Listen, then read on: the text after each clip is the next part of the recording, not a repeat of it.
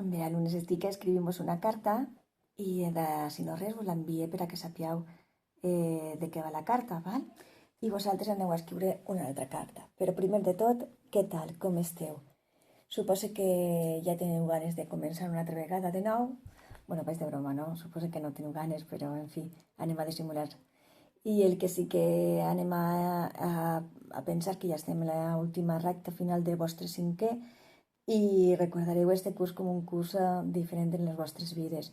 A vegades no està mal posar punts claus, no? Com en el mòbil, fiques un coret i este curs vostre del 2020, de 9-20, va marcar-vos per a sempre.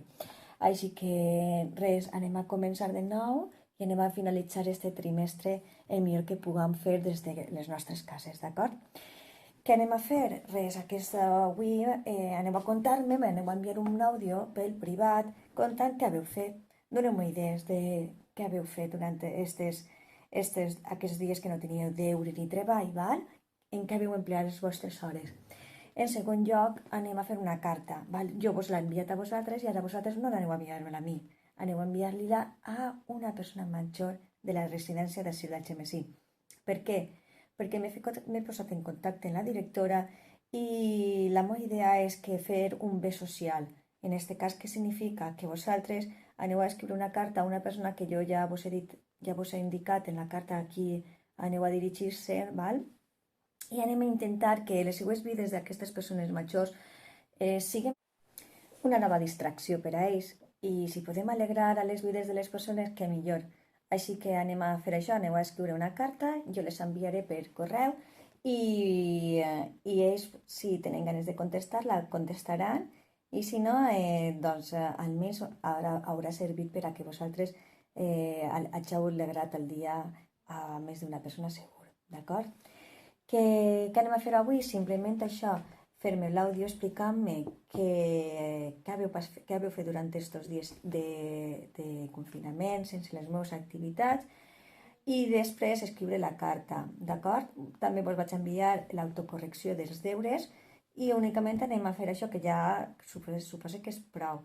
Per als següents dies anem a treballar l'aula virtual, perquè segons Marçà només vol que repassen la primera oració i la segona oració, així que me'n vaig al llibre en línia d'aula virtual de Santillana i aniré seguint un ordre per a anar recordant. En este ordre jo vos apuntaré si el fem en la llibreta, vol dir que el farem en la línia, però també ho farem en llibreta, d'acord? I si no fique llibreta és perquè cal fer-lo únicament i exclusivament en línia. Si sentiu aquest vídeo no tindreu cap dubte, però bueno, espero que acabeu el vídeo i així no tindreu qualsevol dubte de tot el que vaig a manar. No obstant, no podeu enviar-me dubtes i jo us aclariré. També vos vaig a dir que sé que no tots podeu tindre ordinador o tablet o mòbil les hores que voldríeu. Aleshores necessiteu que jo vos envie fotos per a treballar en la llibreta i deixar el mòbil per a després o quan requerisca fer l'àudio, no n'hi ha problema. Jo m'adapte a les circumstàncies de cadascú de vosaltres, però clar, necessito que m'informeu, perquè si no m'informeu jo pense que no esteu fent les coses, val? També vull dir-vos una cosa, el repassar els continguts i no avançar tampoc no hi ha cap problema. Ens adaptem i el curs que ve es fa un sprint, val?